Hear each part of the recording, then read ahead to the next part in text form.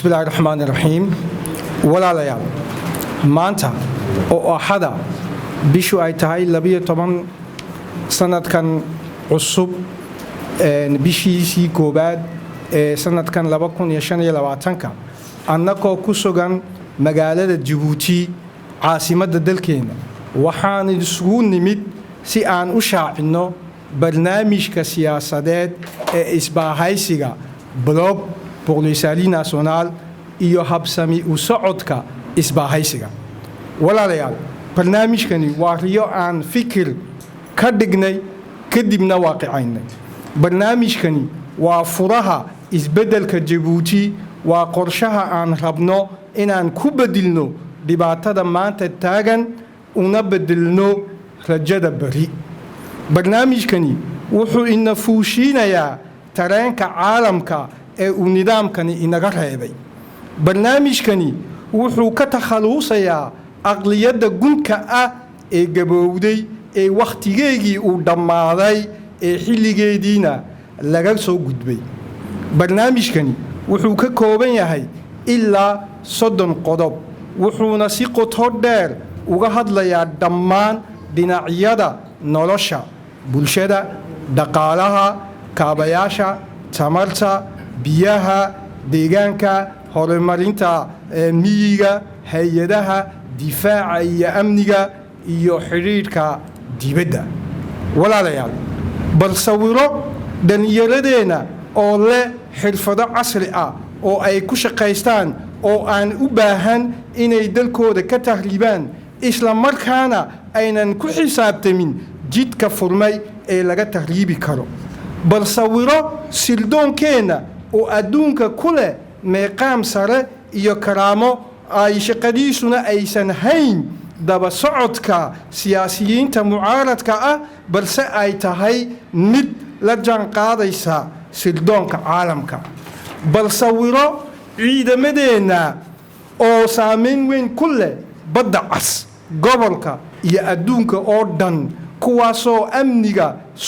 amnigeena sugaaya isla markaana leh wakaalad hub iyo agab inoo samaysa inoona farsamaysa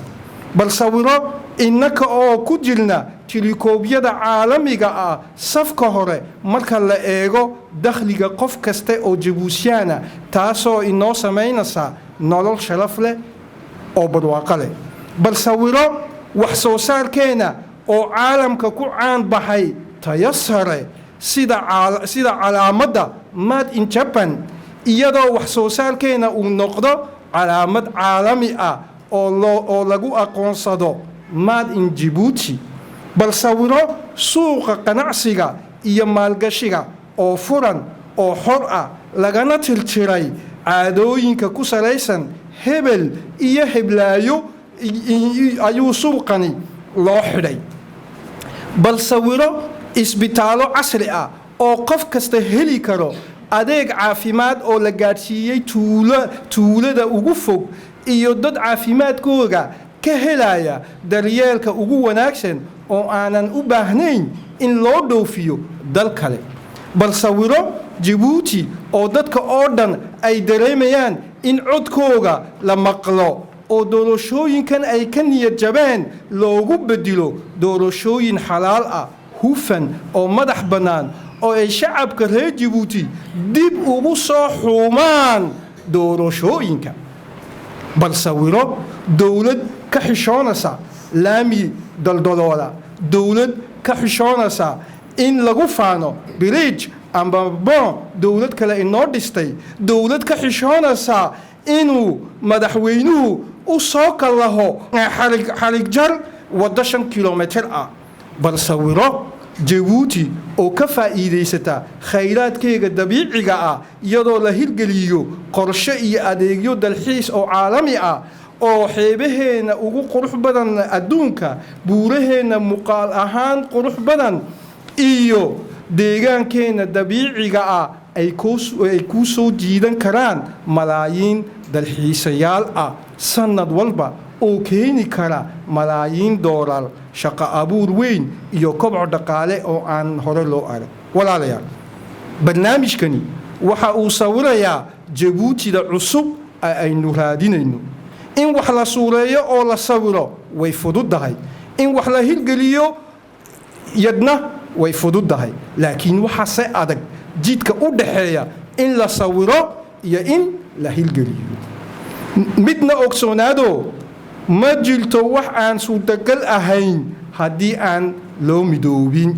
sidaas awgeed barnaamijkani waxaan u dejinnay si dimuqraadi ah oo ku salaysan ka qaybgalka bulshada. haddaba akhriya, dib u akhriya, kana falceliya haddaad u aragtaan inay muhiim tahay. fikiradiina iyo talooyinkiina waanu soo dhowaynaynaa. waxaa hadda laga heli doonaa bogga facebooka ee BSN. asxaabta sharafta leh, walaalaha qaaliga ah ee reer Jabuuti,